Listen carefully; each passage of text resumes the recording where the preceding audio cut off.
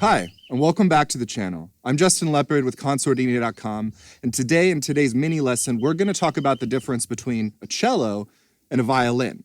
So the most obvious difference between the cello and the violin, of course, is that the violin is small and you play it up here, the cello is bigger and you play it down here, right? But how different are they? If you know the cello, can you know the violin? Are the techniques the same?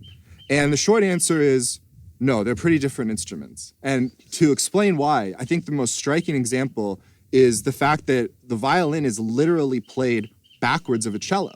When you think about it, the cello, the low string's over here, the high string's over here, the scroll faces towards you.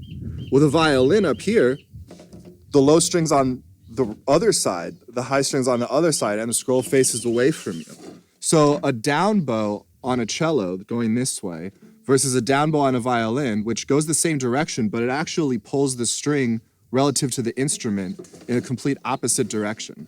So just starting there, you have a very, very different instrument. The violinist hold is different, and of course they have to have the standing posture.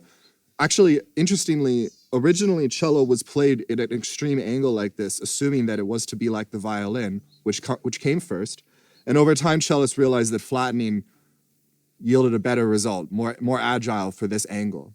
The other thing is that the bowing is actually different because you think the cello, we have to bring the bow so close in, we have to pronate the wrist, all these things. The violinists actually don't have to pronate the wrist, but they do still have to be aware of angles and a different sense of motion because they're just in a different physical location in front of their body. Okay, so what about strings?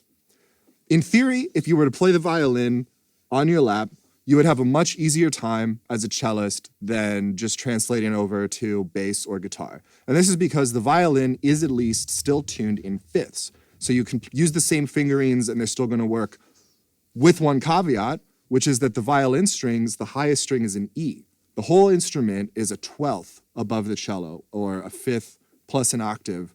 So they don't have a C string, but cellists also don't have an E string, which would be the next string up. So violinists are playing much, much higher. Their strings are thinner. Their fingers are closer together. It's different notes. The stance is different. The bow hold is different. And the tone is much, much different. The cello has this rich tone. Not to say violinist tone isn't rich. Violinist tone is more pure and floats over everything. You know, the violin for a long time was the melody instrument in compositions.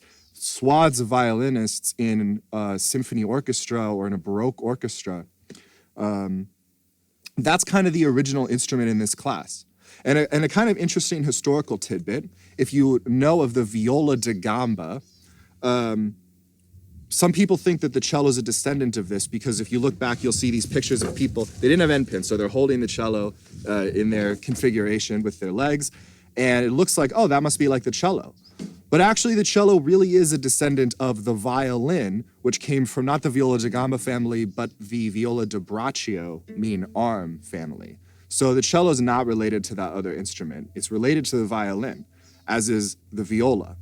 The difference between the viola is that it's almost like the violin, but it's a little bigger, and its string names are the same as the cello's. It's just an octave above. So viola has been used for these middle harmonies, traditionally not as much melody, unfortunately, but just for the rich filling in of harmony between the bass of the cello and the melody of the violins. And let me think. Okay, so one more fun tidbit before we go from today's lesson. But the violin has had so much repertoire written for it that even if you're one of the most acclaimed soloists of our time, like say Hilary Hahn, then there are still pieces that you probably haven't played. Maybe a little more obscure, maybe somebody like she has really truly learned almost all there is to learn. But the same is not true of cello. And I have met students who are still in their undergraduates at conservatory who've actually learned all the major cello concertos. So my point is, there's no excuse. Get out there, practice, come back for more lesson videos. We certainly appreciate having you guys, and we look forward to seeing you next time. Once again, I'm Justin Leopard. You can see my playing at Justin Leopard Cello. This has been a production with Consordini.com. Take it easy.